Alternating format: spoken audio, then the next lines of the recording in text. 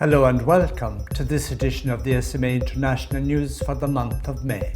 First, we will hear stories about Ghana and the empowerment of disabled people. Then we'll hear about the opening of a new parish in Kenya. And finally, we go to the Philippines, celebrating 500 years of the church in the Philippines. And so we go to Ghana to hear about the empowerment of disabled people at the centre called Hope for Life. This is an NGO that looks after disabled people, and recently the NGO joined up with the Sisters Mary, Mother of the Church, in order to have a greater impact on the lives of disabled people. With its main branch situated in Accra, the capital city of Ghana, Hope for Life is a non-governmental organization founded by the SMA with the view of working with and for people with disabilities. The seed planted many years ago is today the hope of more than 800 people. Hope for Life Association was established by Father John, who is an SMA missionary in 1986. We have 17 branches cast across Greater Accra, Eastern Region, and Central Region. We have 860 members. Each member is helped per his or her assessment, and we take the person through educational, or could it be surgery, it could also be a setup as a startup capital, or the person could also be taken through empowerment to help in his daily life, to also make him or her self-reliant. Hope for Life has done a lot for us. With Hope for Life, we were able to attend school. We receive professional training, and some of us are teachers, doctors, and lawyers. And because of Hope for Life, some of us are off from the street. Hope for Life has helped the disabled in Ghana a lot. And the SMA is not just ready to stop there. In view of making the association more viable, it's partnering with the Sisters of Mary, Mother of the Church, a religious institute founded by Bishop Anthony Connings, SMA, former Bishop of the Diocese of Keta.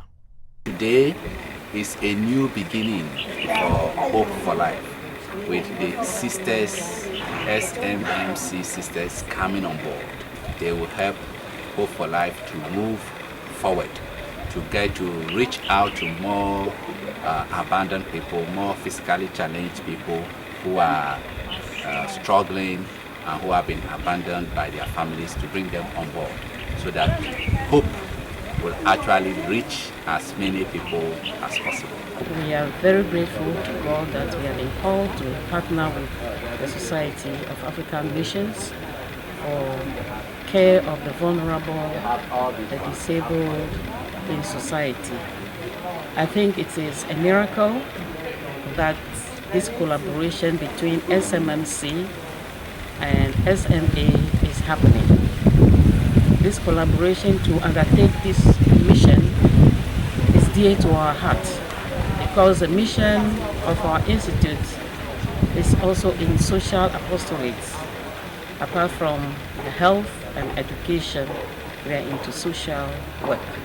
So we are encouraging all and sundry, those who want to support and be part of this project of empowering the physically challenged, to come on board, to getting our physically challenged off the streets and empowering them to become autonomous, to live a dignified life, so that together we might continue this mission of Christ to the most abundant.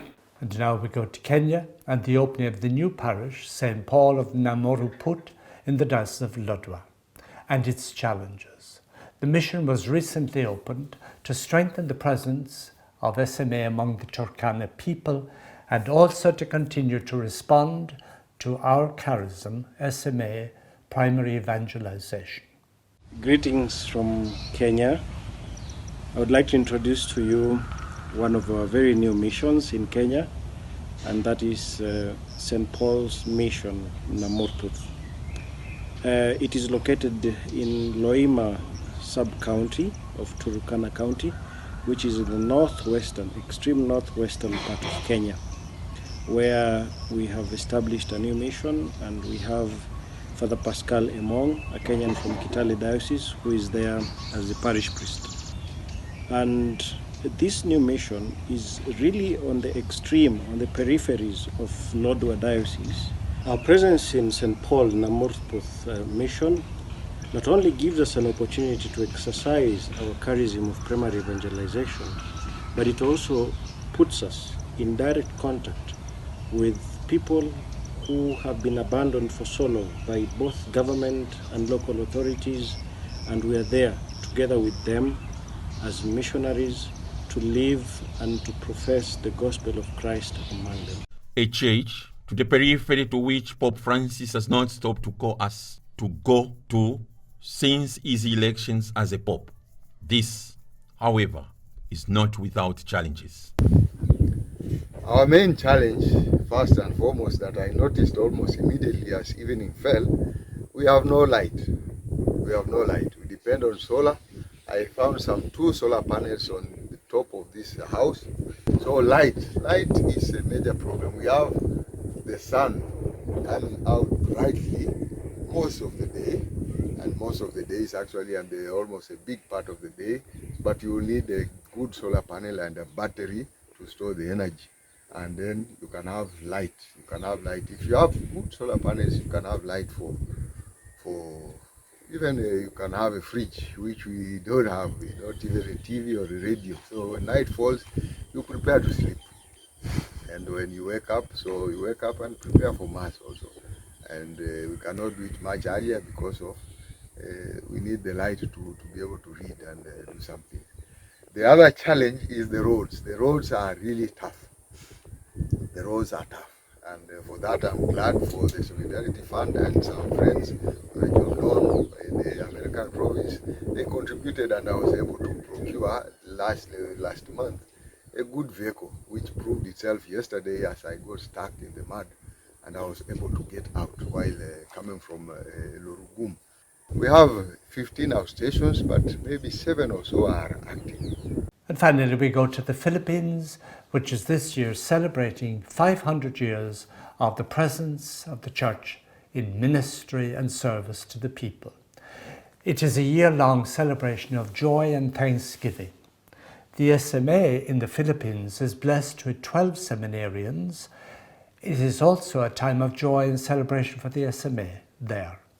The formation house previously in Quezon City has been moved to Silang in the province of Cavite. The Filipino Catholic community and SMA Philippines are celebrating 500 years of Christianity in the Philippines. The quincentennial is a year-long celebration which started in April 2021. On March the 14th, 2021, Pope Francis celebrated Holy Mass for the Filipino community, and during his homily he said, "You received the joy of the gospel, the good news that God so loved us that he gave his Son for us. And this joy is evident in your people. We see it in your eyes, on your faces, in your song and your prayers, in the joy with which you bring your faith to other lands." The year-long lockdown has hampered vocation promotions in the Philippines, but still SMA is blessed with 12 seminarians. A major change was made in the Philippines when SMA Philippines transferred its formation house to Silang, Cavite, as the place offers a more healthier and conducive environment for the formation and well-being of the SMA seminarians.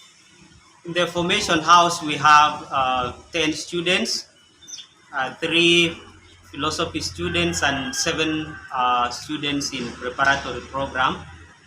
And the staff is composed of myself, Julius from Kenya, and Father Raul Estalani from the Philippines. The decision to bring the formation house to Silang was done last year during the district assembly of the Philippines, and this was because the house in Manila was not really very conducive. It is in the city, and the space is very small, especially for the students to have space for outdoor games and maybe other activities like gardening as they do here in Silang. So we are very happy to be here because it is a very spacious place, and it is really very conducive for the students. So despite the challenge of the pandemic, which is affecting everyone, everyone in the house in Silang is very happy. So thank you very much, and God bless you. And so now for some general news. On April the 10th, Father Rozario, a member of the General Council, began a visit in the district of Tanzania. On April the 13th, Father François de Paul, the Vicar General, who is also responsible for formation at the Generalate, went on a visit to the formation house at Agôdêkê, Lomé, Togo. On April the 17th and 24th, online sessions organised by the International Forum for Research between Missionaries and Missiologists were held. These meetings were directed by Father Basil Shoyoye, and they provided moments of sharing and reflection on the catechumenate in the different parts of the world. On April the 21st, a webinar organised by the OLA SMA Commission for Interreligious, Intercultural and Ecumenical Dialogue was held. The main objective of this webinar was to get to know the members of the various institutes who form the Commission SMA, OLA and MCSC, who are engaged in the field of dialogue. 50 members representing 12 countries took part in the webinar. On April the 23rd, Father Dominik, the Formation Secretary at Rome, went to visit the Formation House in Calavi in the Republic of Benin. So this brings us to the end of SMA International News. We look forward to being with you again next month.